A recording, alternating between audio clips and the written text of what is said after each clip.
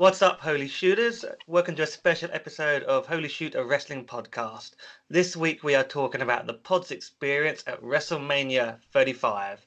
So myself, this is Jason, and Brod were there for the entire week, whereas Chen was stuck at home, and so was Chris, although Chris has previous WrestleMania experience from WrestleMania 34. We are going to use this episode to talk about the experience we had of WrestleMania Sunday. Guys, how are you all doing? I'm dead, but what an experience WrestleMania was. Are you jealous, Chen? Are you jealous? I am full of jealousy right now. Full of jealousy. I'm also very, very jealous. I hate you all. You've beaten. Got to go. No, how I felt. Yeah, but at least you've been to one, all right? You've been to one. But it's even worse knowing how good it is and then not being able to go. Tell me about. Fair enough. No, I can't Tampa next year, and I'm like, oh, for fuck's sake. I just want to say happy belated birthday, Brod. Thank you. I got wished happy birthday by Nikki Cross, by the way. Yes. So, on that note, we will probably be doing a follow-up episode where we talk about the rest of our week for WrestleMania, because Brod and I were at Axxess, Takeover, Wrestlecon and RAW. We'll be talking about that another time, and that will include Brod's talking about how Nikki Cross sang him happy birthday and got probably about 100 people maybe to join in, but we'll cover that story at a later date in more detail. Yeah. But I know Brod was very happy. Axxess is great, but yeah, let's talk about WrestleMania. So at WrestleMania, we're going to use a format of basically Chen and Chris asking Brod and I about WrestleMania 35 and what the day was like, just to give you a bit more information for anyone who wasn't there, or if you were there, to see if it was a similar experience to you. Chen, I think you were going to start with some questions. Yes. So to begin with, where were you guys staying? Brooklyn, right? Yeah, we had to travel from Brooklyn over to Penn Station and then get the train over to Jersey. And how was that journey on that day to get to the stadium? Pretty easy going. So we got to Penn Station and we had to meet up with a couple of people because we were some people were running a bit late. So we went to the Hooters by Penn Station, which was a really cool experience. That was something on my list. I wanted to go to a proper Hooters and get chicken wings and drink beer. We did that. And at the table just around the corner from us were some of the UK wrestling talent, but were there for Wrestlecon and other events. So we got to see Session Moth Martina was sitting there in her Hooters t-shirt, of course, and a couple of guys from CCK. So we've seen Kid Lycos without his mask on. Yep. Which Nice. So and from there we got the train over to Jersey.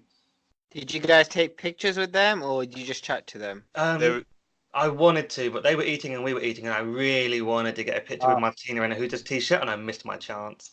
Fair enough. You don't want to interrupt anyone when they're eating. Yeah, we shook some hands.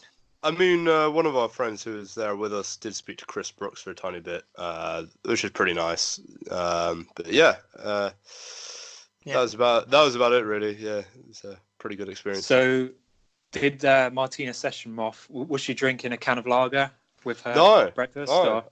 No, she was having lunch. I think she was having a beer, but seemed quite well behaved for Session Moth. Oh, okay. Yeah, it was out of character. It was she broke kayfabe. She's now. I thought you were gonna say she's just now or something. She's now just Moth Martina. There's no Session. Yeah.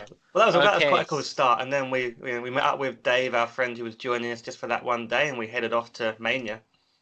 Yeah. And so when you got to the stadium, how long was the queue? How long were you in the queue to get into the stadium? So, bro, I don't know if you want to talk about this, but we got there and it was just a fucking huge mass of people. It's pretty a large amount of people, and we had to try and find the right entrance. We thought the queue was going to be mental because we saw queues going almost around the stadium for certain entrances, but Brod knew we had to get round to a particular entrance. We walked all the way around to the left to get to our one, and it wasn't that bad to actually get in. It worked out quite well. I think we were queuing for 10 minutes or something. It wasn't that long. Yeah, loads of people queuing for what seemed to be an eternity, 45 minutes, an hour to get in, and we actually went round to the right entrance. There's 10 minutes because of the other side of the stadium. I think people just naturally assumed you could go to any gate, and that's what happened. Because the one thing about MetLife Stadium was it wasn't very well signposted where you need to go, but it was fine for us. We went the right way. I learned this in general from some, especially around MetLife in particular. There wasn't just any staff to really explain. You should go here. and this would be the right thing to do. And as a general New York thing, you were just like you just left to your own to try and work it out, which was it's a little frustrating. Were you guys queuing to go to the pre-show, or was Yes, it before yeah, we were there. start? We were there to get in and get our seats before the pre-show started. We gave ourselves extra time because we were hoping there would be some stuff to do around the stadium. I know at previous WrestleManias there's been a stage outside, kind of like NFL tailgates where there's things happening. I think Chris, when you were at WrestleMania 34, there was more right by the stadium, whereas at this one there was a car park which was a bit of a hard way to. You couldn't even get to the car park that easy, and there's a few tailgates there, but there wasn't really anything going on, so we ended up going in early. But I think, when we were there, our friend Wes, who was with Chris last year, said there was a lot more around the stadium, but it was pretty quiet and dull outside. Yeah, it's a shame. It's just like there was absolutely zero to do around the stadium. It was literally a car park with a stadium attached, and I kind of knew that before heading in, being the New York Giants fan, that there would be pretty much nothing to do around that area, so just head into the stadium. But they had a decent sized superstore in there, which is all right actually.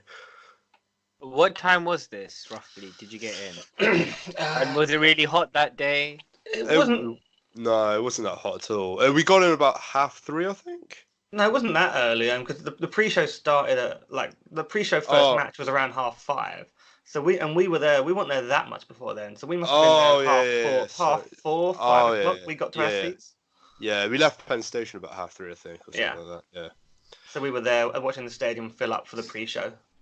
And when you got into the stadium, obviously it was pretty much, I was saying it wasn't obviously full, but just being in that stadium, what was it like?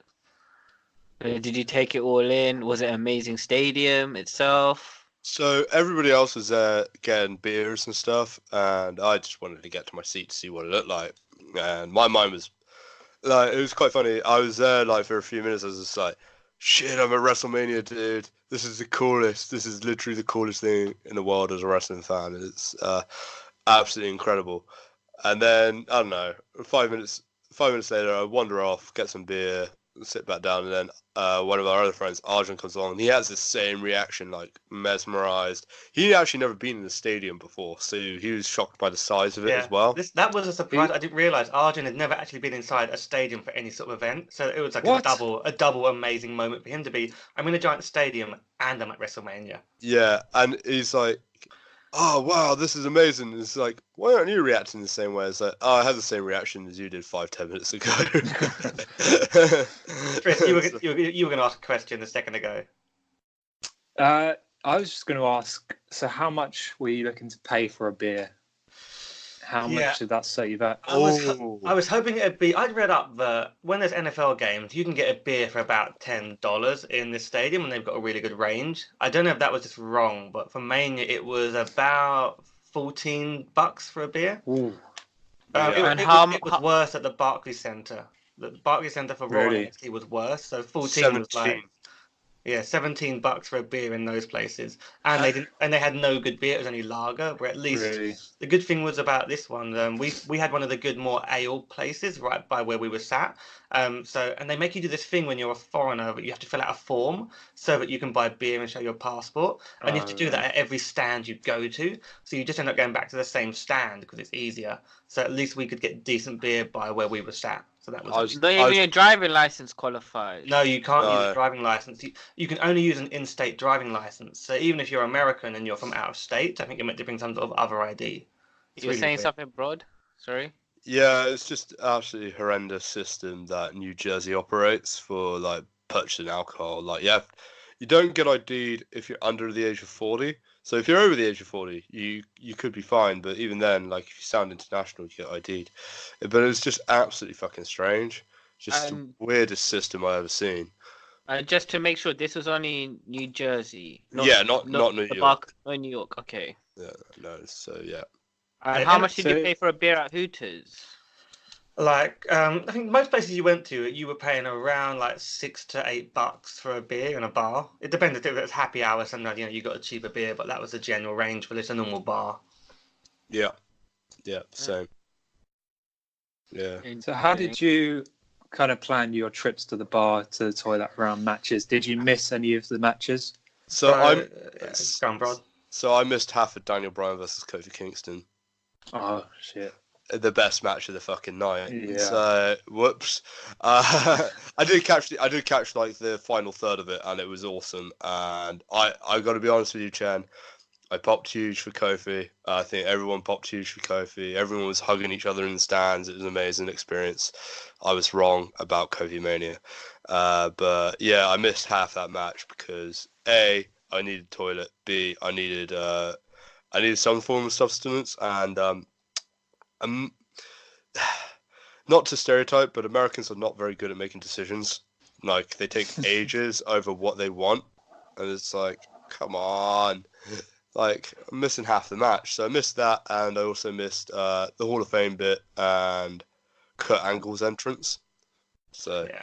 But I think I'm before we just go happy that. No, wait, hold up. I'm disappointed in you, Bron, about you missing that amazing match, most of it. But I'm glad you saw Baron Corbin. That matters. Was that your match of the night? Was that your match of the night, Chad? You fucking little prick. before we go off into the matches and talk about Kofi Mania, I mean, it's worth sort of explaining a bit more. Now, I think I ended up only having like a couple of beers and a coffee for the entire show because it was okay, so you got there and had a beer, and I'd have definitely had more. But it was so hard to get. We were in the middle of an aisle. We had really good seats, but we were in the middle of an aisle, and people don't move out the fucking way. They're not used to people getting up. I don't know what it is. So it was really hard to push past people. So I waited till the Kofi Daniel Bryan match, and that's when I got up and went for a walk because it seemed like a good point in the show, and I really wanted to see every other match after that. And the way they spaced it out was like, I know this would be a good match, but I'm not that invested in it. So I went for a walk. I actually went for a little walk around outside, stretched my legs, went and got some food, went to the loo, grabbed a beer, and then came back. And I ended up missing most of it. I got back just for the finish, and I've still got to go back and watch it on the network. But you had to almost plan that in. I was really hoping it was going to be AJ versus Randy Orton around the middle of the show so I could do that. But it just didn't happen, so I had to miss that match instead with Kofi. But you just had to sort of plan it in really as to when was a good time because there were lots of cues. Pathetic, fickle people. Why? Why? Control your bladder. Control your bladder. Right? Why are we pathetic and fickle when A, our bladder cannot be controlled? Well, that's also why I limited that beer I had. And B, we weren't high on Kofi Kingston being put into the position, so like. It was more we were wrong after that, right? We were wrong. Glad to say we were wrong, but every match after that, I thought this is going to be worth seeing for like actual more like historic reasons, or because I'm big fans of the guys in it. So it's just a case of I had to sacrifice that match for my own sanity. You're sat there for 7 hours in total. You need that break. Okay. And how were your seats? Did you have a good view of the ring? Yeah, pretty good. I mean, I think most views have some sort of obstruction due to those poles, like the sort of there's that. There's that ring on the top of the ring, that weird structure, right? That wasn't blocking you. No, I mean, we had like one of the poles in the way of a bit of the ring, but there's giant screens above the ring and then giant screens all around you. And you spend a lot of time just looking at screens. Even you can't control yourself. You just look at a screen by default, and then you realize you could be looking at the ring below it. Bro, I don't know if you had the same thing where you had to like train yourself to look down. I kind of switched it up depending on like where they were. So for instance, Shane McMahon Miz, for instance, that happened on our side. So I just like ended up watching the brawl from over there, and that was pretty cool. But there's some matches like I don't know Triple H Batista because of the little things that they're doing with like different tools. Hardcore Triple H. Yeah. Yeah, all those close-ups you need to look at the screen. Yeah, I'm gonna tear your nose ring off. Yeah, so I had to look up at the screen for those, but I did look up at the screen for the Becky Lynch pinfall, so I kind of knew it was botched already. I was like, "What the fuck happened?" Well, we'll get to that, but before we begin the whole Mania, what was the most merch-wise? Was everyone in the crowd mostly wearing New Day tops, or was it something else? Like WrestleMania tops. It was mainly WrestleMania tops, I think. That's what I remember more than anything. The I Was There kind of WrestleMania t-shirts. So yeah, I agree with Jason. There's a lot of WrestleMania people wearing WrestleMania merch. I was wearing a WrestleMania football jersey, for instance. I will say there's a lot of Becky Lynch fans.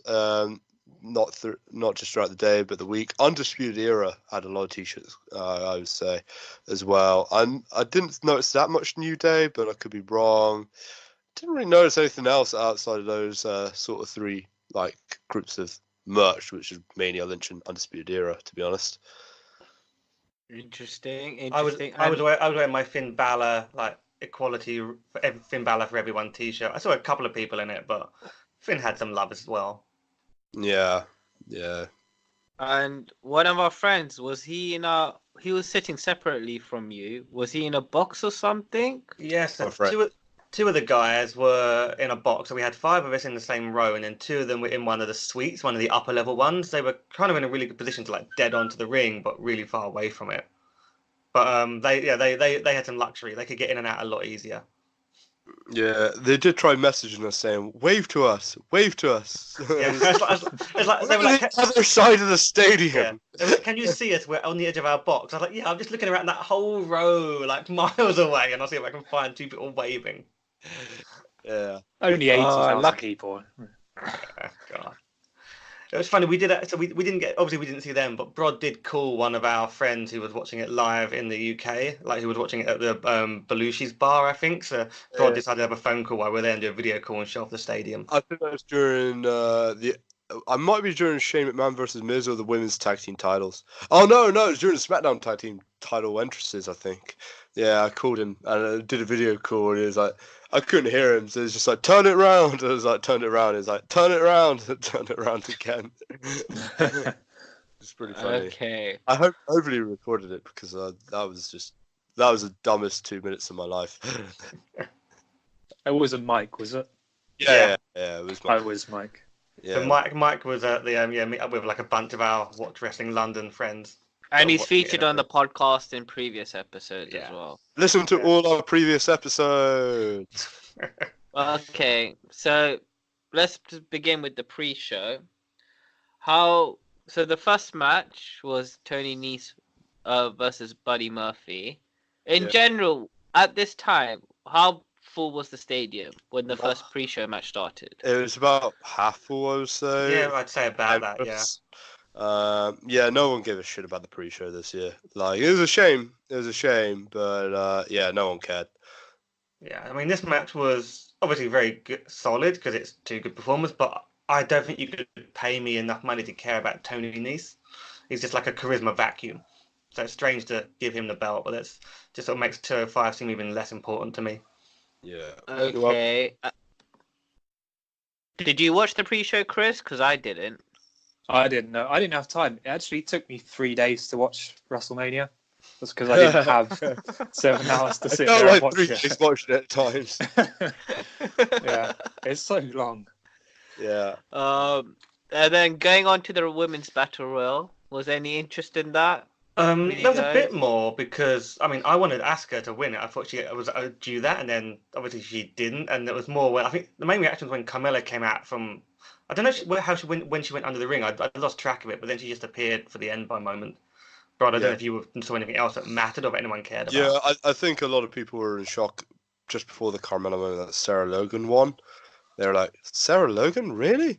Yeah. I think Carmella was the right victor, if I'm honest. I think she gets more of a pop, but no one cares. Again, Did she do that dance break or anything? There was a dance break later, but the dance break happened before the main event. Which we should That get when to. they needed to adapt. But she didn't do it during the pre-show. No. But yeah, this match really didn't matter, but Camilla can probably make the most out of it because she can do some sort of gloating with her trophy. Yeah. So on to the next match, Kurt Hawkins and Zack Ryder versus the Revival.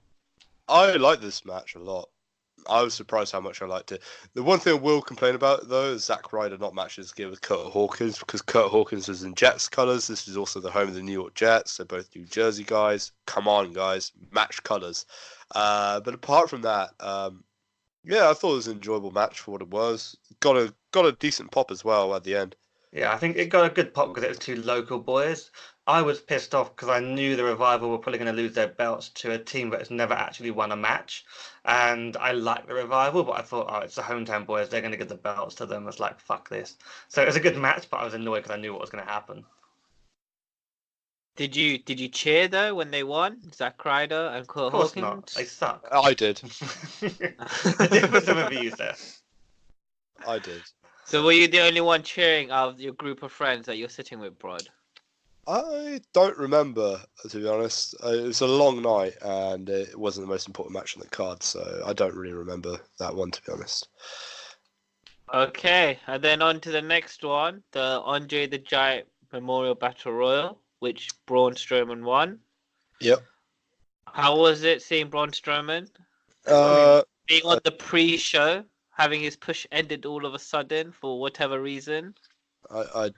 Again, I don't really. And from last year being Nicholas's tag partner, and this year being more of a joke. So how was it?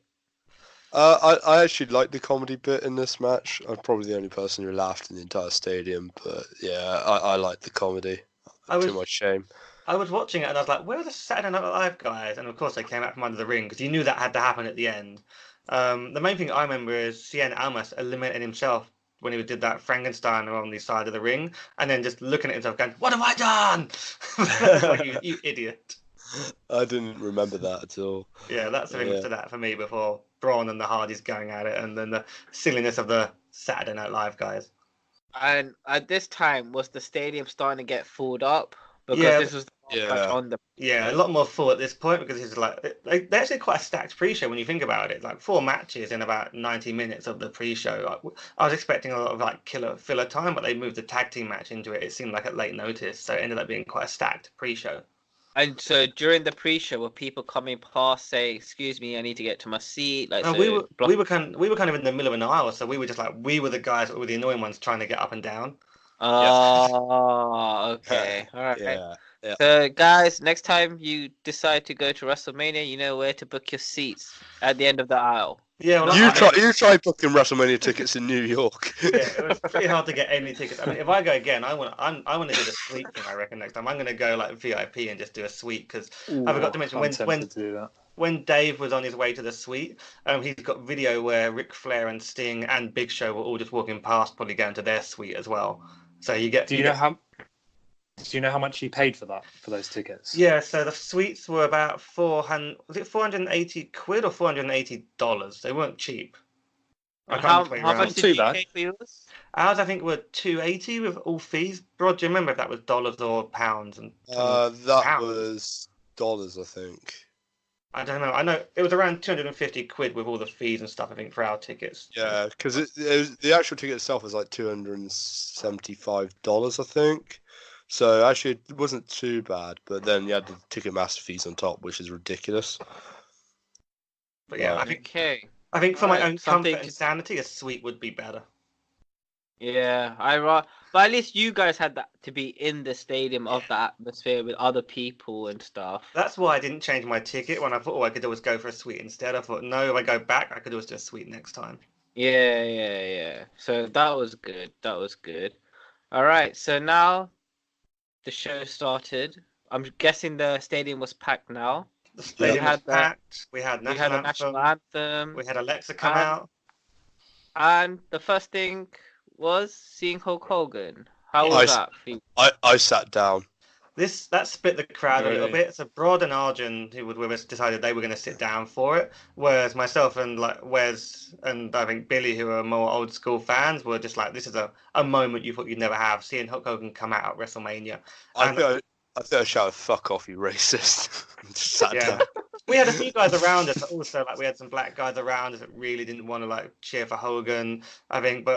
So there was a real split in like what people wanted in terms of, you could see some people saying, "I don't want to support this," whereas some of us were just got wrapped up in the moment.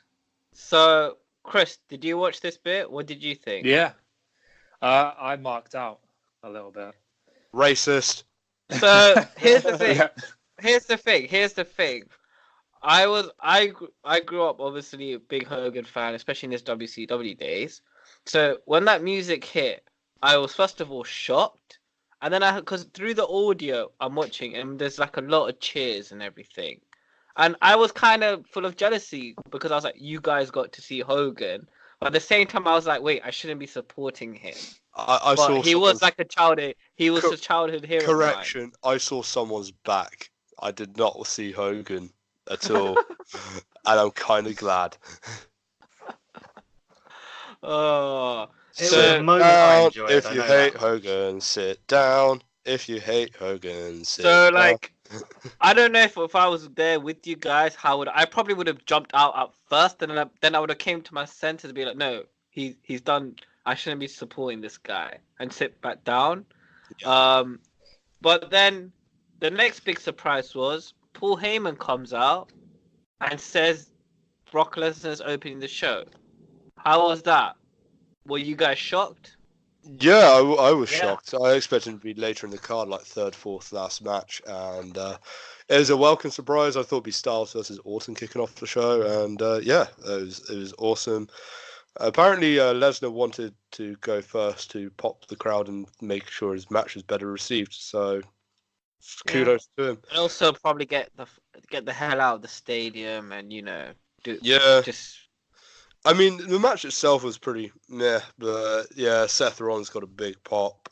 I think that's why it was good as well. If it was Brock's idea to open the match, then it was smart because, like I said, if this was like in the middle of the card or anything, no one would care. But the shock that it was at the beginning, I think, made people more excited that there was a title match, for the Universal title, the first match of the show. Yeah, I mean, in the past they've done the SmackDown title in the opening match a couple of times, so you've seen that kind of thing. But I figured we were going to get the women's tag match to start things off, like because there'd be a lot going on and there might be a nice victory for someone. So it was good to have this kick things off, surprised everyone. And see Brock Lesnar open a show. Yeah, Open a pay-per-view. It was definitely a way that this was a really hot start to this show for me in terms of Hogan comes out, the crowd pops hugely. We had the helicopters going overhead, all these kind of pyro going off, and then then Seth Rollins and Brock Lesnar have this pretty short match, hitting all the standard things you expect with the suplexes and the stomps. But it was a pretty strong win. Did you count?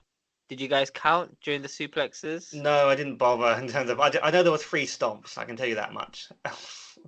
Yeah, there wasn't much to talk about in terms of the actual German suplexes. There was not that many, but yeah, it was oh man, it was just so cool to see Lesnar live. Like I've always wanted to see a Brock Lesnar match, so even though it was a shit match, it was a good moment overall, and yeah, I really enjoyed the beginning of WrestleMania.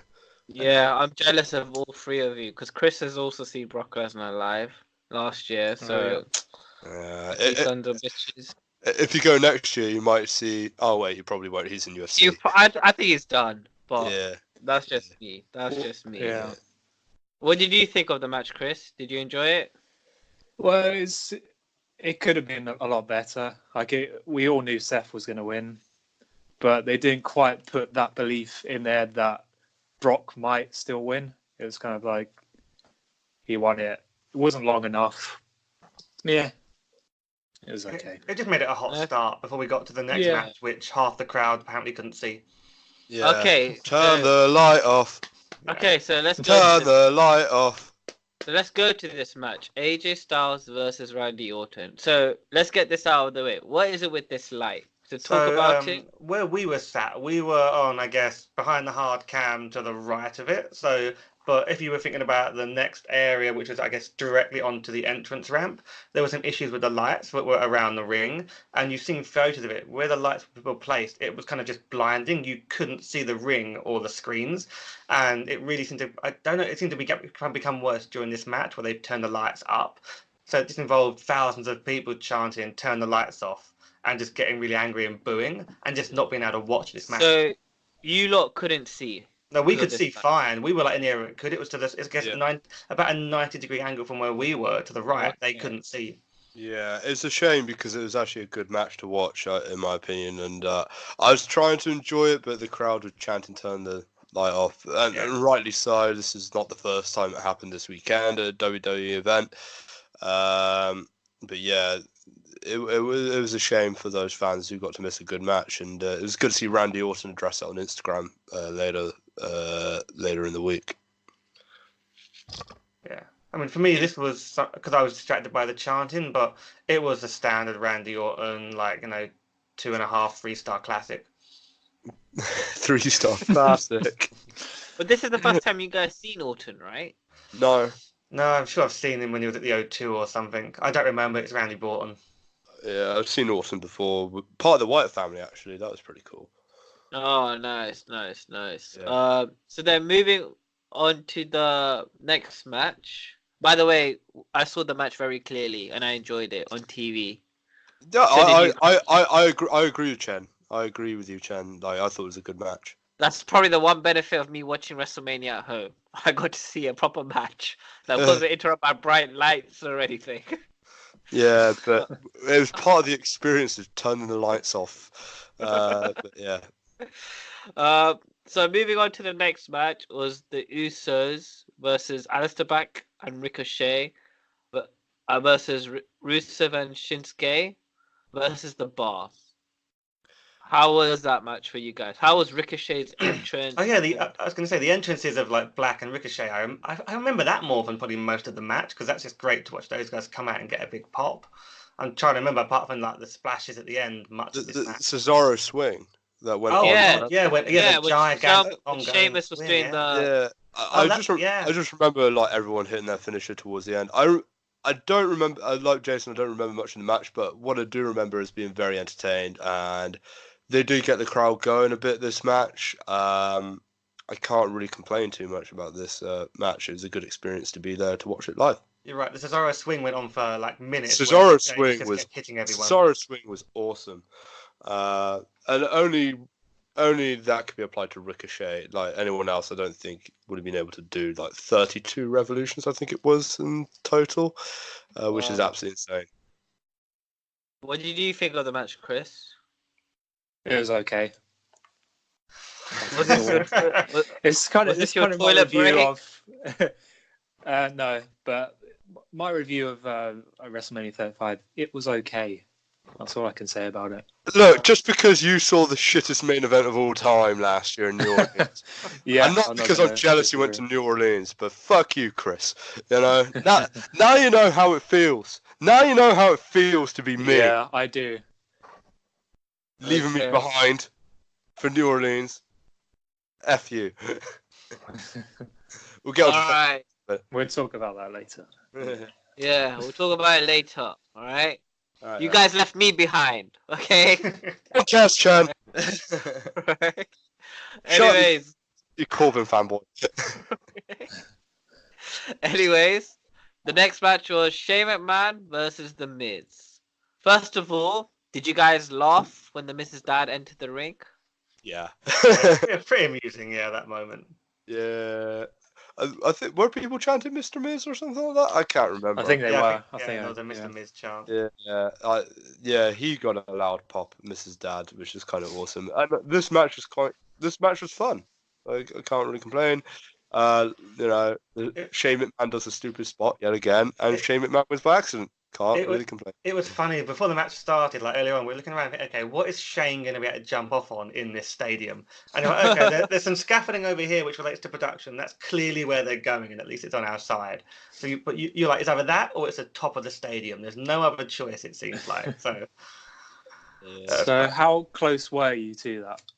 God, so that was around the halfway line, wasn't it, Rod? Yeah. And we were kind of like, that's the halfway line, and we were about the 30-yard line, I think, or 20-yard line. So we were like, it was one of the things we could see clearest because it was on our side and it was up in the air. Yeah, we saw the suplex without looking at the screen, essentially. Yeah, we could see the big padding they were going to drop onto. Yeah. Were you surprised by the result? Yeah, I thought Miz would win. But then again, you want to keep building this best in the world shtick going, then you need Shane McMahon to win, I suppose. Shane is doing a great heel work. I thought the Miz was going to win, and like Miz would win. It helps propel him up the card a bit. Instead, it's Shane continuing his crazed heel thing, which was really entertaining. And it was kind of a cheap win because Miz had actually done the move, but somehow got pinned. Chris, you had a question? I was just going to say that was probably the best moment, one of the best moments of the card. That spot. Okay. Yeah. All right. Do you agree? I need to rewatch the entire WrestleMania. Not only because I was there, but just so I can review it from a TV perspective. Yeah. And it's a very different experience. Guys, at this point, was the stadium very dark now? Was it night? Yeah, it was definitely night by now. Yeah, it was definitely dark. Okay. Were you cold? Well, without someone to spoon Chen, you know. I don't recall. getting too cold. We were okay, weren't we? To be fair, it wasn't too bad. It was literally on the way out where it got really cold really quick, but more on that later. And have you guys gone to the toilet at any point up to this moment? Pre-show and then waiting for Kofi's match. So Stupid, dumb idiots. Okay, the next match was the Boston Hug Connection versus the Iconics versus Nia Jax and Tamina and versus Beth Phoenix and Natalya for the women's tag team titles. First of all, you guys got to see Nia Jax, the face breaker. I'm so jealous. Don't boo her. She's not like most girls. All right. And That is true. I think at this point, Jason, you sent me a picture of her. Oh yeah, I did. Yeah, I thought I better send Chen a picture. Here's like his favorite on the way to the ring. Irresistible to Chen's line. So who did you guys have for this winning this match before it started? I thought they would have retained it on the Fug and Hug connection. Yeah, I thought it would be Boston Hug Connection too, but it was surprising how over the Iconics were with the audience. A lot of people. So everyone was cheering. A lot of people, when they won the belt, said "You deserve it" at them. And Yeah, there was a "You deserve it" chant. That came off on TV. Iconic. I just like saying that, to be honest. Iconic. And Jason, like are you a big Beth Phoenix fan? I don't really care for Beth Phoenix, to be honest. I mean, I have no objection to her existence, but I also do not care about her existence. Yeah, I thought it was a bit weird that she was in the match myself. It wasn't like putting Trish or Lita anywhere. I think there would have been much more interest. I mean, everyone likes Beth and knows she does good work, but less interest in her, I think. Yeah, it would have been better if it was the besties best for business over any of those other tag teams. But yeah, good for the Iconics. Not good for Bayley Sasha, but there's not really much to say about this match. It was an okay match. Fans really didn't pop for it until the Iconics won. So you guys all popped when the Iconics won, or were you just shocked?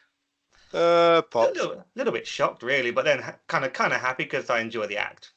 Yeah, I actually enjoyed this match, and I'm happy with the results. Even though I'm a big Nia Jax fan, but I was happy with the results. And it looks like I don't think Nia could have won this match based on surgery, which she's now having. Yeah. Okay, so moving on to the next match, which is one of the biggest matches of the night, Kofi Kingston versus Daniel Bryan. But also, even though it was the biggest match of the night, you two fuckers decided to go to the toilet. Correct. Okay, correction. The biggest match of the night was clearly the one after Samoa Joe versus Rey Mysterio. But and also the women's main event was a bigger match, in my opinion. Most popular match probably is Daniel Bryan versus Kofi Kingston, but it wasn't as big. But yeah, we must have the match. The pops were huge. Everyone was hugging and cheering after, as I said before. I don't really have much to add beyond that, to be honest. It's just a lot of people want Kofi to win. A lot of people booing Daniel Bryan. It probably got the loudest reactions of the night. Have you guys rewatched it? No, I'm going to try and do it this weekend, so I can't comment really on the match. I have, and it was and it was definitely the match of the night. Chris, did you enjoy it? Yeah, I did enjoy it, but again, it was very predictable, and they didn't quite have that. Is he going to win it? Is he not? It was kind of predictable. You're not one of those people. You're not one of those people who be like, he needs to put 50 pounds of muscles to look more believable. No. Okay, well, I really enjoyed that match. I'm happy for Kofi and everything. I mean, yeah, the result was predictable, but at the same time, we just had the swerve with the previous match with the tag title. So I also thought maybe Kofi might not win it this time as well. Apparently, WWE Shop accidentally released a T-shirt saying the new champ is here just before the match. Yeah, So, I heard that as well. People had the results spoiled, which is just hilarious. That's why you should stay off the internet, kids, except for listening to our podcast. Did anyone else think they were going to bring out a brand new championship? I figured I was expecting some unicorn something. Yeah, title. something like that. I would have loved that, actually, just because it'd been absolutely funny just to have an era of custom WWE titles. That would be quite cool, but no. No unicorn belt for us. Before we move on, speaking of New Day, did you guys try the pancakes or Bootio cereal while you were there? We had pancakes, but not their pancakes. And no, I didn't. There were no Bootios on sale at any of the superstores, which was very disappointing. I went to all 3 superstores. None of them had it. None of them had it. Disappointing. Oh, okay. Well, moving on. Samoa Joe versus Rey Mysterio. Yeah, 10 seconds. To start What the a match. Yeah, What not a much to match. say. A big pop for Ray when he came out, clearly injured, hence the match was cut short, and they had to cut something short just for the length of the show. So not much to really talk about. I'm sure Yeah. they'll do a match again at some point. I'm It just gonna say, I'm happy Samoa Joe has a WrestleMania moment Yeah, now. that was a good point. I was more happy that Joe was on the card and got his moment. Yeah, I thought it made him look strong, but apart from that, most people were like, "What the hell just happened?"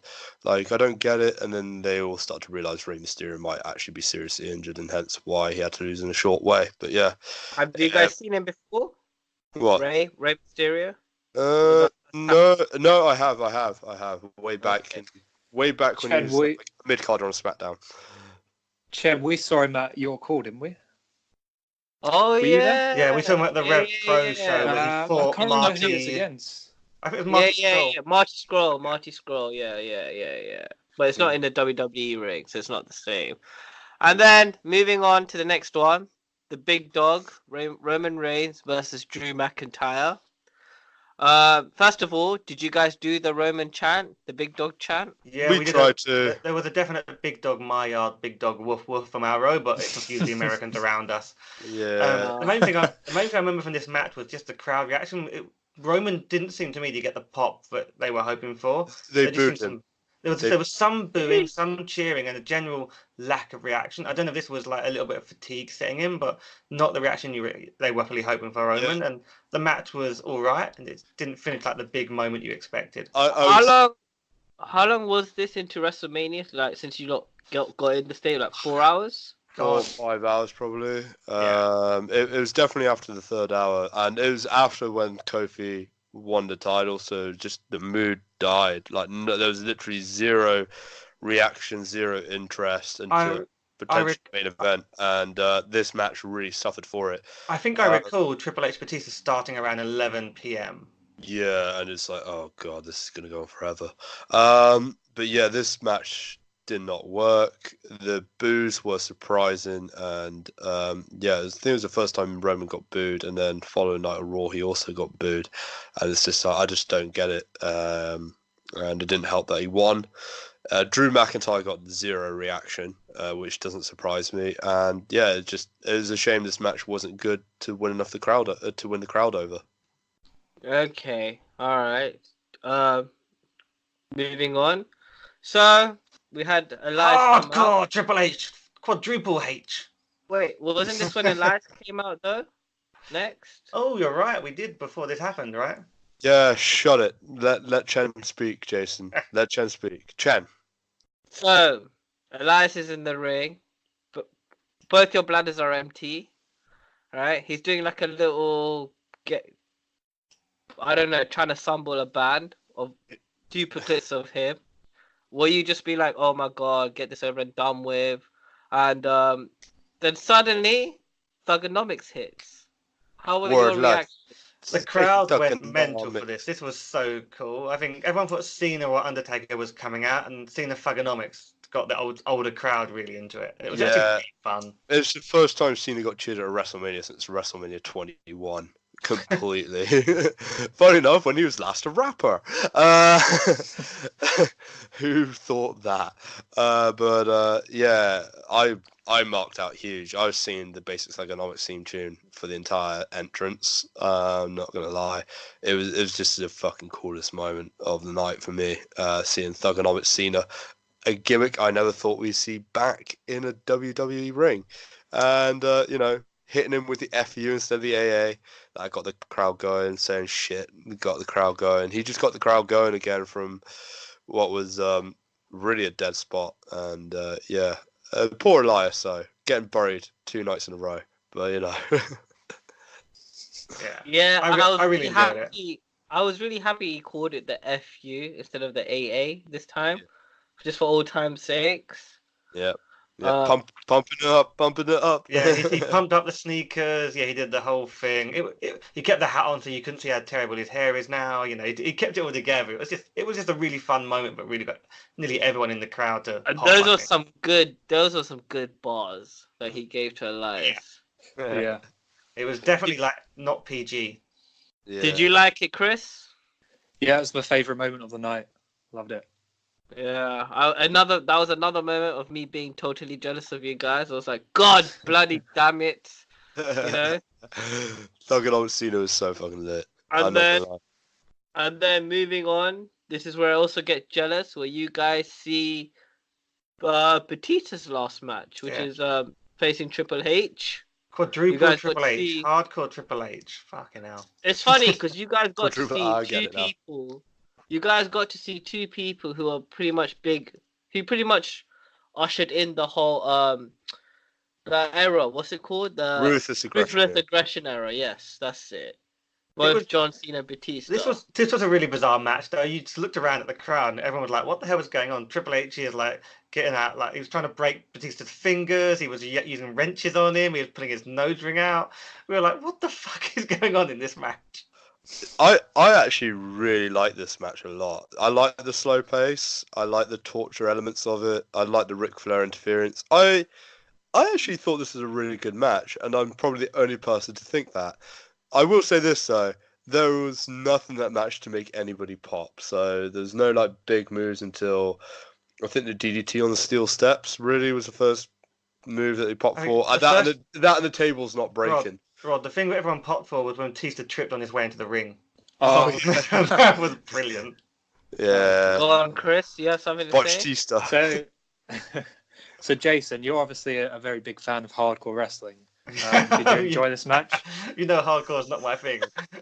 It was just bizarre to watch. I was like, okay, I expect the sledgehammer, but you're putting his nose ring out. It was basically lots of smoke and mirrors and shortcuts because they knew that they wanted to go to a vaguely long match, but it was going to be hard for Batista to do it these days, it seemed.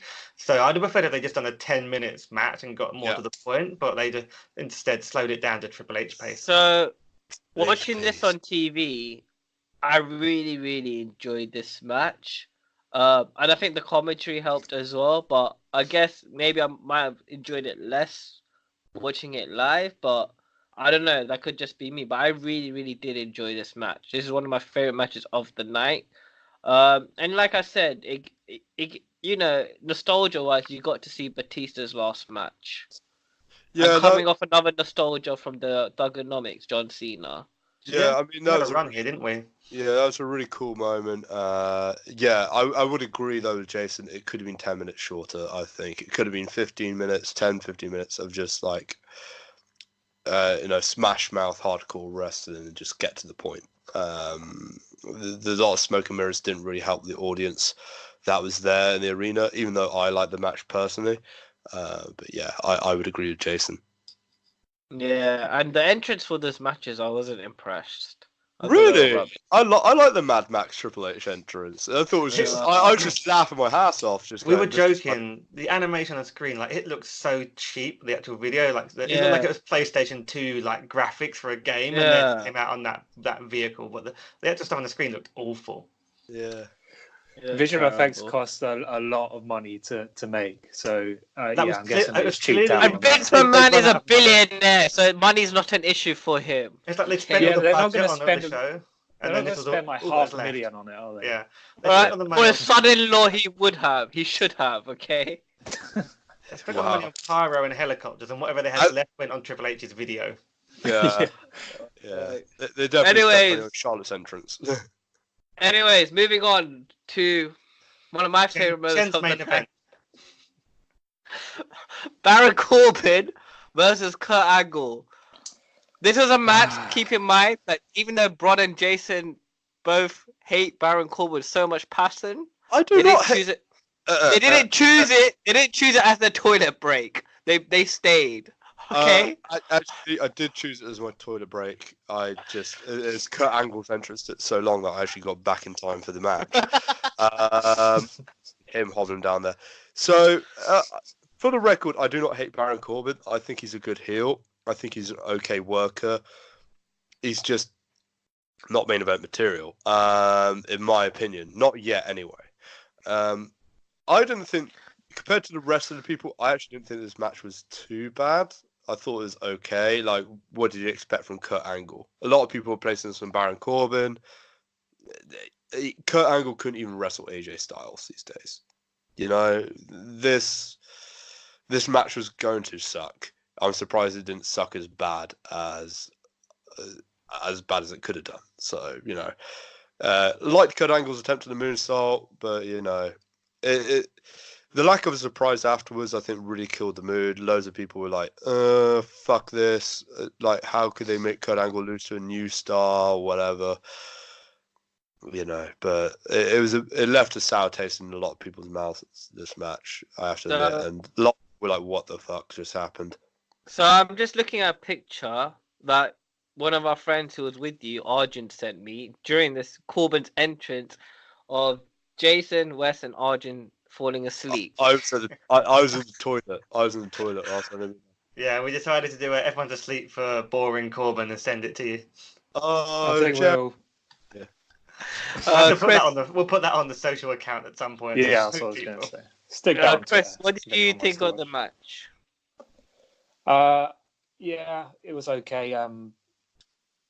What you guys missed was kind of the crowd reactions after, like the close-ups of people at the front. Like everyone was really shocked, and that's kind of what they were doing. I mean, on the cameras. But... let's be real.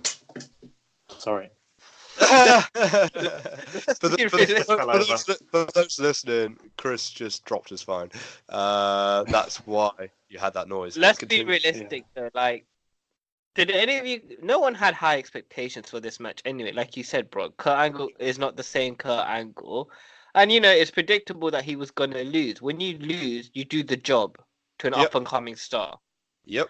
Listen, Chen. For once, I agree with you. Like, at least put someone new over. I wouldn't have picked Baron Corbin, but you know, he's not the worst. He's not the worst. So you're a fan now. You admitted you're a fan. So no, I expect you to be cheering. When I cheer at the meetups, you should be cheering as well. He's a good heel, that people forget like what a heel is actually supposed to be, and a heel's not supposed to be cheered. I think he's very good at heel work. I think he's an okay wrestler. That's my point. I don't think he's at the same level you put him at. That's the difference. I'm jealous you lot got to see that match. Yeah, I know you are. Anyway, shall we just move on from this? Next one is Finn Balor versus Bobby Lashley. And Finn Balor came out to his demon entrance. Jason, did you mark out? Yeah, this is one of the things I was looking forward to. You wore the wrong top, right? You wore the... I wore my Finn Balor for Everyone, Balor Club for Everyone t-shirt. Yeah. That was good enough. But yeah, I was looking forward to this a lot in terms of like just seeing this in person, seeing the full intro, all of us doing the arm waving. There wasn't much to the match apart from Leo Rush running around scared. Powerbomb was impressive. Yeah, that was amazing. I mean, what I mean is it was only a 4-minute match, so there wasn't a huge amount to it. But Finn looked great going over that quickly. Hopefully, he gets a longer run with the belt this time. And yeah, I loved the actual entrance. It was pretty cool seeing the effects on all the sort of things around the ring as well on all the screens. I didn't really I think it's because it's in a stadium. I just didn't really feel like the entrance that well, if I'm honest. I mean, it was cool to say I've seen Demon Balor, but apart from that, like, I didn't really feel too much for the entrance. I think I was a bit tired at this point, so you know. But everyone still did the the arm thing, which was pretty cool. Everyone's pretty happy. Did you smack someone in the face when you raised your arm? No, because I was trying to take photographs at the same time, so it's more like you were very conscious of that, waving your arms in the air, though, and trying not to do it. So instead of like normal human arms where you guaranteed to elbow someone, it's more like T-Rex arms, like yeah, do. It's like Go on, Chris. You have something to say? Brod, so you mentioned you were tired by this point. Were you starting to feel a bit of fatigue at this point? I was the most active person in my section. Really? Yeah, I was pretty much one of the very few active people. Like, what? Our section was dead. No one was interested in doing anything chanting wise. I don't blame them. It should have been a shorter event. essentially. Would you say what time was this over there? Like 10 p.m., 11 p.m. And you No, and you Nearly midnight. It's nearly midnight. At this point, it's nearly midnight. Oh wow! And you've been there for roughly 6 hours already? 5 hours? More like 7 at this point. Yeah, like a good 6 hours, 7. Fucking hell! Yeah.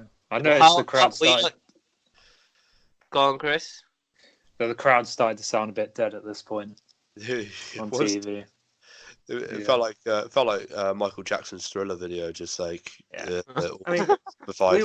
It was funny because like we all knew that after this, okay, they left us quite late. We knew we had the main event to go, and it's edging towards midnight, and everyone wanted the main event.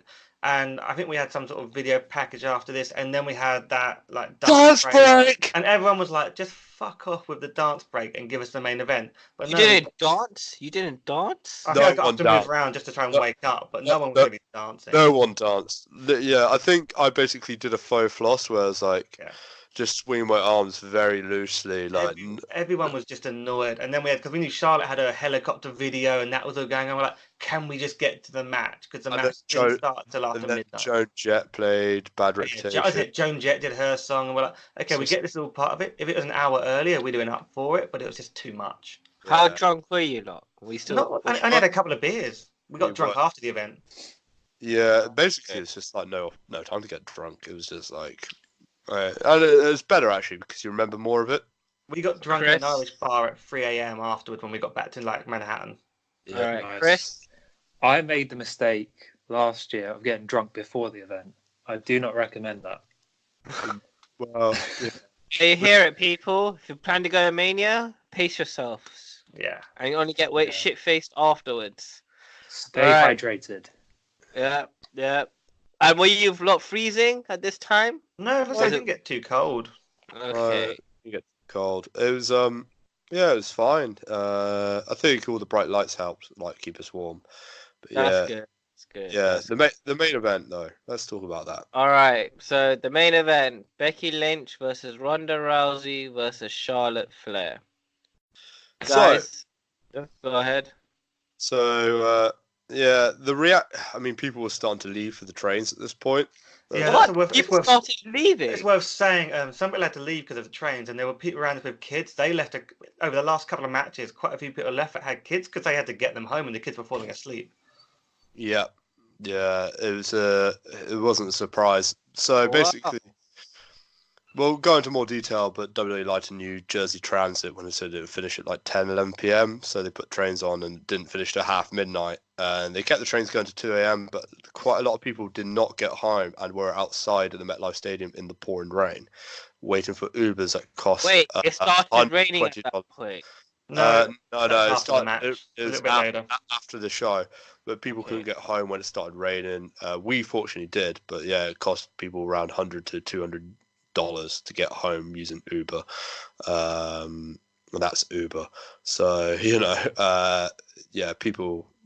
Yeah, how they logistically organised it was a nightmare, absolute nightmare, and that's on WWE. But yeah, so people were leaving. Becky Lynch still got a very good pop, both beginning and end of the match, but no one really cared about this match, I don't think, towards the end. I think, unlike Rod, I think people cared about the match a bit more. I think people wanted to care about it. People were trying to get themselves amped for it. But as you said, there were people leaving at the same time, and you were having to get up and let people leave, get past you out of their seats so they could go and get to their cars or get the train. I think people were trying to get into the match, but it didn't quite flow as a triple threat. They were just like broken up spots, and that ending was. We were in the crowd. Everyone in the crowd was like, "What? That's it." So at this moment, when the pinfall was happening, there's at MetLife Stadium, there's screens in every corner, and there's also like 4 screens around the ring and that circular bit. But I was looking to like the big screen at the top right, and I noticed just for a split second that Ronda's shoulder wasn't down when it's counted at 1. I watched it back and realized how much of a botch it was, but I was like, "What the just happened?" Because no one knew what happened. There was a slight delay, and then Becky Lynch's music hit. And everyone popped afterwards, but it was that split second where loads of people were confused, like, who just won? What just happened? It was a really bad finish. They should have had Becky win by submission, even over Charlotte. They should have had a win by submission. Have her had that badass I moment. was happy for her to pin Ronda, but I wanted a pin, not a Yeah, yeah. I understood what they were going for, but a roll up sort of finish, a clever sort of finish. No, it's WrestleMania. You need like Not a to end clean- WrestleMania. Yeah, exactly. Like any other pay-per-view, fine, it's forgivable. But WrestleMania is the definitive spectacle, and it wasn't given to us, and it's a shame. The crowd was just confused. Like, we're tired. We really waited for this match. We want to really cheer Becky on, and we wanted that pop. That she's clearly won, and everyone explodes. Instead, it was, oh, what? Oh, she's won. Music playing. Oh, yay! Well, It was not that moment. Just the amount of botches on Ronda's side that killed it. Yeah, there were a few clunky moments. Yeah, like the timings were a tiny bit off. I needed the toilet desperately at this point. I remember as well, so I was just like, "Please end." I don't care if you're a good match anymore. I just really need the toilet before I piss myself. And the match ended at about 12:30, I think. Yeah, gives you an idea of what time it was. Yeah, and it's just like, yay, she won. Let's go home. And it shouldn't have felt like that. It should not have felt like that. That's a shame for her. It's a shame for the women in that main event too, because they did put a lot of effort into like structuring that match, but it just didn't work. And I've rewatched it since, and it is a good match, but it's not main event level for WrestleMania. But that's been the past few years for WrestleMania, sadly. And I think people were generally happy. It was a nice end to the show. But we noticed it just like when we were queuing up to then get out and get on the train. There wasn't this amped up crowd. I mean, people were just like, this show has been too long. It's gone on much later than I planned. There's a huge amount of people, and there wasn't that spectacular ending that I was hoping for, which just sort of took the edge off it for people after what had been an enjoyable day. Yeah, because I remember coming out just going, I don't think that was a good Mania. And I've rethought it, and I took that, and I've taken that back, and I actually think it was actually a pretty good WrestleMania when you really think about it. Like, they gave everyone what they wanted, which is a Becky win, a Kofi win, a Seth win.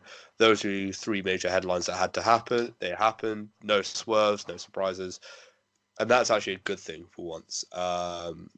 They actually booked it to what the fans wanted. So from my perspective, I couldn't really complain about this WrestleMania. It was actually a really good WrestleMania overall. It's just at that time, it was just so long and so deflating that I know if you watched it in 2 to 3 sessions, it probably would have felt like that. I think if I was there with you, the one mistake I would never have made was go to the pre-shows. Yeah. Because that was what? That was like what, an hour and a half of your time?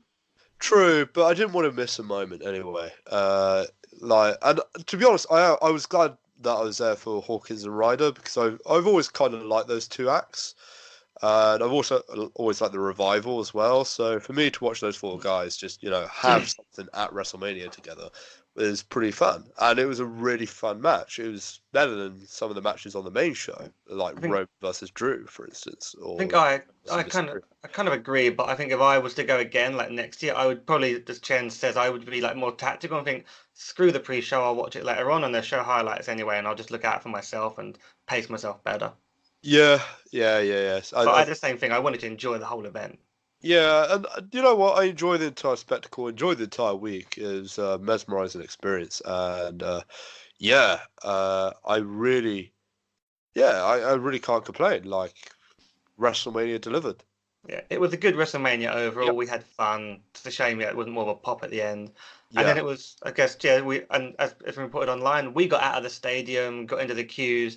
It was just a mass of people with no real help and information. But we got on a train, we got out of there, we got back to New York. I want to say around 2:30. I don't know if that's right. But you left 12:30 and you got back at 2:30 to New York. We exited the stadium just after midnight. It took us like half an hour to board a train. Longer than that, I think. The queue. Yeah, but yeah, essentially, we got into Penn Station between 2 and 2:30, and then Some of you guys continued like Yes. having a So drinks by afterwards. then, I we're was just saying, so we're tired. saying by then, so Brod was really tired. He decided a couple of guys went back, just wanted to get a subway back, and they went off to bed. A few of us decided we'd go for a drink, so we hadn't had a chance to chat to the two guys that had been in the suite. We just found an Irish bar around the corner, got some Jaeger bombs and some pints in, and had a good chat about the show, and sort of stayed there for a bit. But it was chucking it down with rain. Yeah.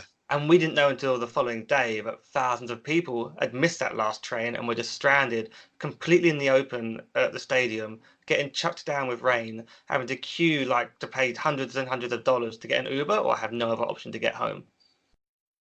So for those people, that was a real sucky end. We finished the night having a beer and having a good chat about the show, which was But at nice least you guys didn't get split up or anything. You all Yeah. made it home together. Yeah. How did the other two people that you met up with, our friends, how did they find the show? I think they really enjoyed it. They enjoyed that. They said they were a bit far from the ring, but they had some real comfort. So they had a great time as well. I think one of them fell asleep during the main event because again, this is down to the length of the show. One of the guys had a long day and he fell asleep during the main event and had to be woken up. That gives you an idea of how long the day was. You can tell me who that is afterwards. Okay. All right, but overall, you're glad you guys did this whole experience. Oh, totally, yeah. Oh, totally. And I mean, in the next episode when we talk about Takeover, Axxess, Wrestlecon, like some of the stars we've met and just bumped into as well, which is going to be fun stories. This week has been an incredible experience as a wrestling fan. Surreal. Really surreal, and I won't get this experience ever again, even if I go back, just because I've done it before. But yeah, this has been a 10 out of 10 experience. And yeah. My next question is just before before I ask it, Jason, you enjoyed the main event, right? Apart from the finish. Yeah, I mean, I was enjoying it. I think I was just quite well aware of the time. It was getting cold. I wasn't getting cold, but I knew it was going to get colder. There was a risk of rain. It was late. We had to get back. And it was just like, I was more frustrated because can we just start the damn match? Once it got going, I enjoyed watching it. Yeah. And it was just the ending where I was like, oh, that's not what I was hoping for. Yeah. Give me what I want. Your opinion? Sorry? Chris, your opinion on the main event? You enjoyed it?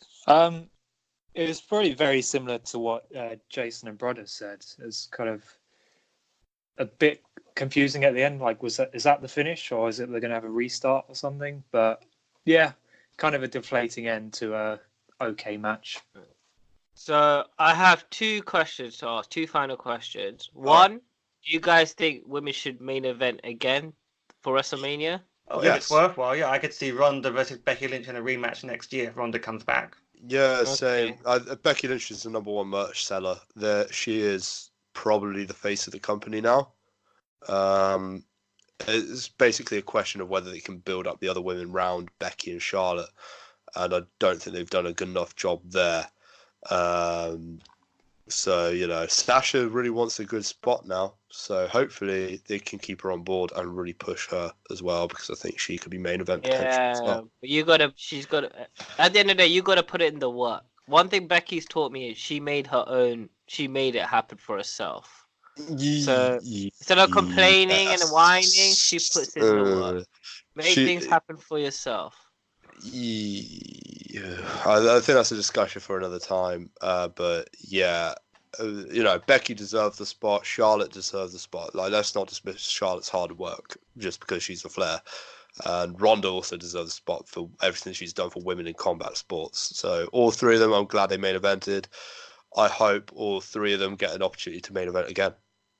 And my final question is, would you do Mania again, or would you rather do something else like Survivor Series, Royal Rumble, SummerSlam, or even Money in the Bank? It's Mania or maybe a Rumble to mix it up.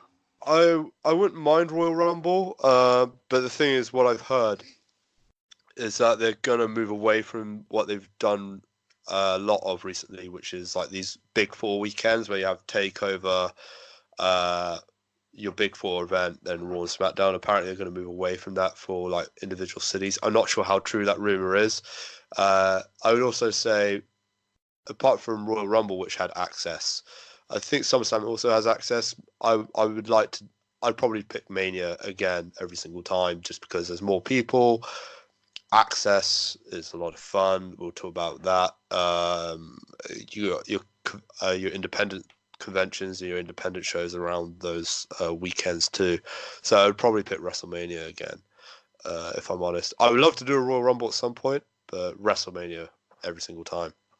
All right, that's me done with the questions. Chris, do you have anything?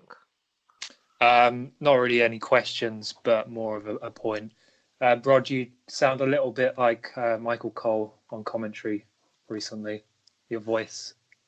I got told I sound like Nigel McGuinness when I was at Really? WrestleMania. Yeah, because the guy sat next to me was like, "You sound like Nigel McGuinness," and I'm like, funny enough, I got a mate who looks a tiny bit like Nigel.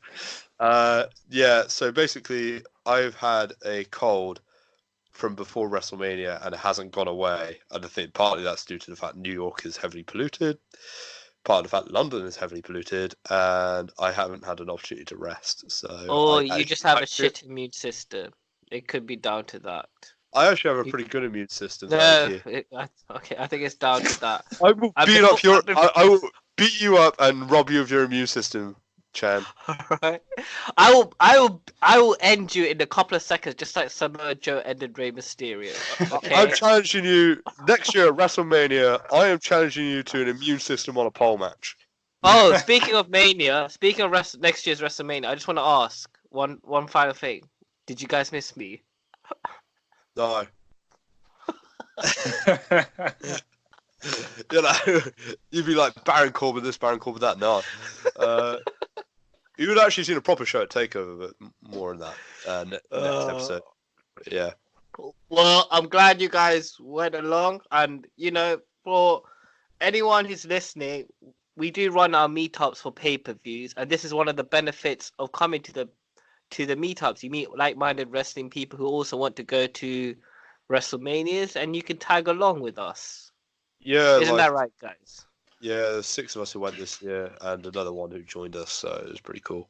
Yeah, so maybe we'll have a bigger group next year, because like you said, everything that you posted, especially in the group chats that we all have, everyone was inspired and said they really wanted to go for next year. So well done, guys. I mean, just all the people we met, but we'll talk about that more in the next episode. But yeah, just all the crazy superstars we met, like some of the fans, and yeah, it was just, yeah, it's a ridiculous experience. I totally recommend it. Like, you have to do it once if you're a wrestling fan. Yeah, so I guess to wrap it up, we'll be back with a future episode talking about the wider week that we had over there and all the events we went to, so we can go into more detail about all the cool stuff that was going on and all the great people we met and all the madness that we saw.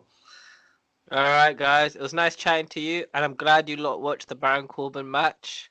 Yeah, I'm so glad. Thank you there for the legend killer Baron Corbin. Oh wow. Wow. Oh my All right, God. Guys, I'm signing off, yeah? Yeah, we'll see you next week. See you next week, guys. See you next week. Bye. I think, unlike Rod, I think people cared about the match a bit more. I think people wanted to care about it. People were trying to get themselves amped for it. But as you said, there were people leaving at the same time, and you were having to get up and let people leave, get past you out of their seats so they could go and get to their cars or get the train. I think people were trying to get into the match, but it didn't quite flow as a triple threat. They were just like broken up spots, and that ending was. We were in the crowd. Everyone in the crowd was like, "What? That's it." So at this moment, when the pinfall was happening, there's at MetLife Stadium, there's screens in every corner, and there's also like 4 screens around the ring and that circular bit. But I was looking to like the big screen at the top right, and I noticed just for a split second that Ronda's shoulder wasn't down when it was counted at 1. I watched it back and realized how much of a botch it was, but I was like, "What the just happened?" Because no one knew what happened. There was a slight delay, and then Becky Lynch's music hit. And everyone popped afterwards, but it was that split second where loads of people were confused, like, who just won? What just happened? It was a really bad finish. They should have had Becky win by submission, even over Charlotte. They should have had a win by submission. Have her had that badass moment. I was happy for her to pin Ronda, but I wanted a pin, not a pin.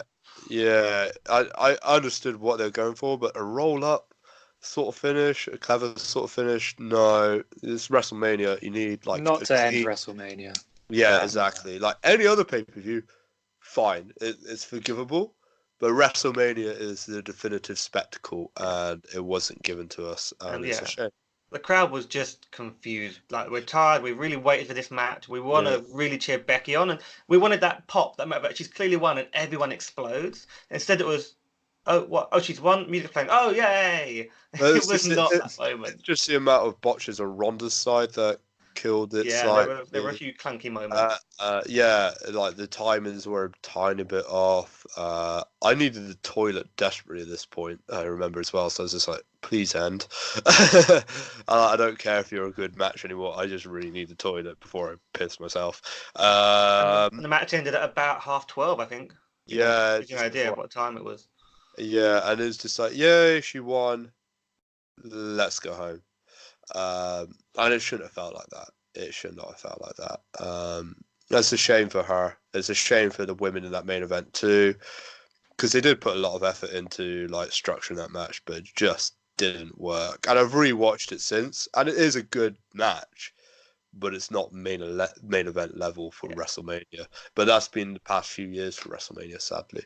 And I think people were generally happy. You know, it was a nice end to the show. But we noticed it just like when we were queuing up to then get out and get on the train. There wasn't this amped up crowd. I mean, people were just like, this show has been too long. It's gone on much later than I planned. There's a huge amount of people, and there wasn't that spectacular ending that I was hoping for, which just sort of took the edge off it for people after what had been an enjoyable day. Yeah, because I remember coming out just going, I don't think that was a good Mania. And I've rethought it, and I took that, and I've taken that back, and I actually think it was actually a pretty good WrestleMania when you really think about it. Like, they gave everyone what they wanted, which is a Becky win, a Kofi win, a Seth win. Those are three major headlines that had to happen. They happened. No swerves, no surprises, and that's actually a good thing for once. They actually booked it to what the fans wanted. So from my perspective, I couldn't really complain about this WrestleMania. It was actually a really good WrestleMania overall. It's just at that time, it was just so long and so deflating that I know if you watched it in 2 to 3 sessions, it probably wouldn't have felt like that.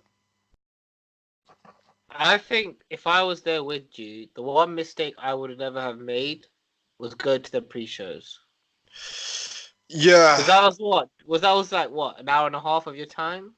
True, but I didn't want to miss a moment anyway. And to be honest, I was glad that I was there for Hawkins and Ryder, because I've always kind of liked those two acts, and I've also always liked the Revival as well. So for me to watch those 4 guys just have something at WrestleMania together was pretty fun, and it was a really fun match. It was better than some of the matches on the main show, like Roman versus Drew, for instance. I think I kind of agree, but I think if I was to go again, like next year, I would probably, as Chen says, I would be like more tactical and think, screw the pre-show, I'll watch it later on, and they'll show highlights anyway, and I'll just look out for myself and pace myself better.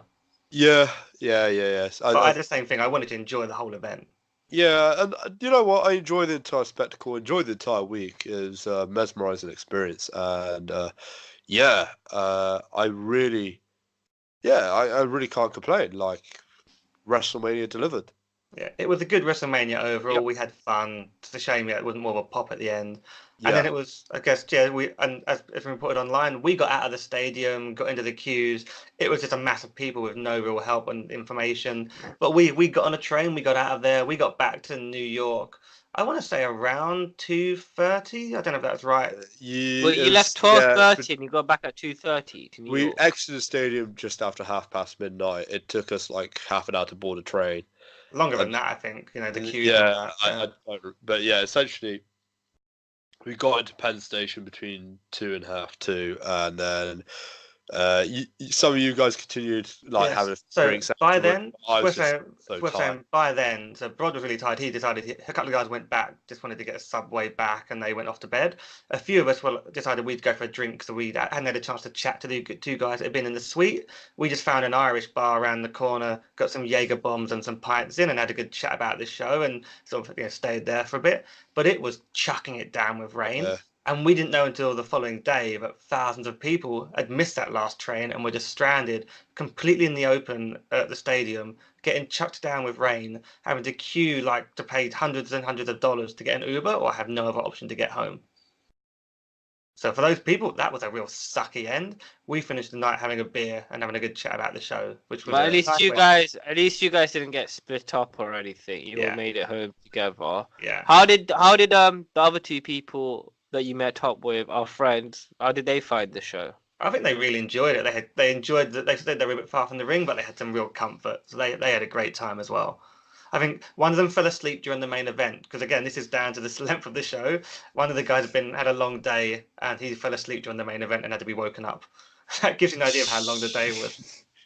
You can tell me Yeah. who that is afterwards. Okay. All right, but overall, you're glad you guys did this whole experience. Oh, and totally, everything. yeah. Oh, totally. And Yeah. I mean, in the next episode when we talk about Takeover, Axxess, Wrestlecon, like some of the stars we've met and just bumped into as well, which is going to be fun stories. Yeah, this week has been an incredible experience as a wrestling fan. Surreal, really surreal. And I won't get this experience ever again, even if I go back, just because I've done it before. But yeah, this has been a 10 out of 10 experience. And Yeah. my next question is just before before I ask it, Jason, you enjoyed the main event, right? Apart from the finish. Yeah, I mean, I was enjoying it. I think I was just quite well aware of the time. It was getting cold. I wasn't getting cold, but I knew it was going to get colder. There was a risk of rain. It was late. We had to get back. And it was just like, I was more frustrated because can we just start the damn match? Once it got going, I enjoyed watching it. Yeah. And it was just the ending where I was like, oh, that's not what I was hoping for. Yeah. Give me what I want. Your opinion? Sorry. Chris, your opinion on the main event? You enjoyed it? It was probably very similar to what Jason and Brodder said. It's kind of a bit confusing at the end. Like, is that the finish, or is it they're going to have a restart or something? But yeah, kind of a deflating end to a okay match. So I have two questions to ask, two final questions. One, do you guys think women should main event again for WrestleMania? Oh, Yes. if it's worthwhile, yeah, I could see Ronda versus Becky Lynch in a rematch next year if Ronda comes back. Yeah, Okay. same. Becky Lynch is the #1 merch seller. She is probably the face of the company now. It's basically a question of whether they can build up the other women round Becky and Charlotte, and I don't think they've done a good enough job there. So, Sasha really wants a good spot now. So hopefully they can keep her on board and really push her as well, because I think she could be main event potential as well. But she's got to, at the end of the day, you got to put it in the work. One thing Becky's taught me is she made it happen for herself. So instead of complaining and whining, she puts in the work. Make things happen for yourself. Yeah, I think that's a discussion for another time. But yeah, Becky deserved the spot. Charlotte deserved the spot. Like, let's not dismiss Charlotte's hard work just because she's a flair. And Ronda also deserves the spot for everything she's done for women in combat sports. So all three of them, I'm glad they main evented. I hope all three of them get an opportunity to main event again. And my final question is, would you do Mania again, or would you rather do something else like Survivor Series, Royal Rumble, SummerSlam, or even Money in the Bank? It's Mania or maybe a Rumble to mix it up. I wouldn't mind Royal Rumble, but the thing is, what I've heard is that they're gonna move away from what they've done a lot of recently, which is like these big four weekends where you have Takeover, your big four event, then Raw and SmackDown. Apparently they're going to move away from that for like individual cities. I'm not sure how true that rumor is. I would also say, apart from Royal Rumble, which had Axxess, I think SummerSlam also has Axxess. I'd probably pick Mania again every single time, just because there's more people. Axxess is a lot of fun. We'll talk about that. Your independent conventions and your independent shows around those weekends too. So I'd probably pick WrestleMania again, if I'm honest. I would love to do a Royal Rumble at some point, but WrestleMania every single time. All right, that's me done with the questions. Chris, do you have anything? Not really any questions, but more of a point. Brod, you sound a little bit like Michael Cole on commentary recently. Your voice. I got told I sound like Nigel McGuinness when I was at Really? WrestleMania. Yeah, because the guy sat next to me was like, "You sound like Nigel McGuinness," and I'm like, Funny enough, I got a mate who looks a tiny bit like Nigel. Yeah, so basically, I've had a cold from before WrestleMania and it hasn't gone away. And I think partly that's due to the fact New York is heavily polluted, part of the fact London is heavily polluted, and I haven't had an opportunity to rest. So, or you just have a shit immune system. It could be down to that. I actually have a pretty good immune system. No, okay, I think it's down to that. I will beat up your. I will beat you up and rob you of your immune system, Chan. Alright. I will end you in a couple of seconds, just like Samoa Joe ended Rey Mysterio. Okay? I'm challenging you next year at WrestleMania. I am challenging you to an immune system on a pole match. Oh, speaking of next year's WrestleMania, I just want to ask one final thing. Did you guys miss me? No. You know, you'd be like Baron Corbin this, Baron Corbin that. No. You would actually seen a proper show at Takeover, but more on that next episode. Yeah. Well, I'm glad you guys went along, and you know, for anyone who's listening, we do run our meetups for pay-per-views, and this is one of the benefits of coming to the meetups. You meet like-minded wrestling people who also want to go to WrestleManias, and you can tag along with us. Yeah, isn't that right, guys? Yeah, there's 6 of us who went this year, and another one who joined us, so it was pretty cool. Yeah, so maybe we'll have a bigger group next year, because like you said, everything that you posted, especially in the group chats that we all have, everyone was inspired and said they really wanted to go for next year. So well done, guys. I mean, just all the people we met, but we'll talk about that more in the next episode. But yeah, just all the crazy superstars we met, like some of the fans, and yeah, it was just, yeah, it's a ridiculous experience. I totally recommend it. Like, you have to do it once if you're a wrestling fan. Yeah, so I guess to wrap it up, we'll be back with a future episode talking about the wider week that we had over there and all the events we went to, so we can go into more detail about all the cool stuff that was going on and all the great people we met and all the madness that we saw. All right, guys, it was nice chatting to you, and I'm glad you lot watched the Baron Corbin match. Yeah, I'm so glad. Thank you there for the legend killer Baron Corbin. Oh wow. Wow. Oh, my all right, God. guys, I'm signing off. Yeah, we'll see you next week. See you next week, guys. See you next week. Bye. Bye.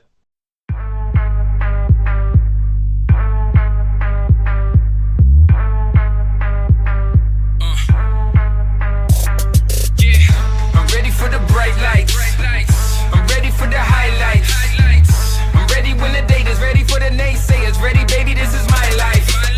Domination is the game plan. Situation ain't the fame, fam. Motivation in my name, you can take it to this plane. Me and you, we not the same, man. Yeah, I got the power, I know the powers that be. Yeah.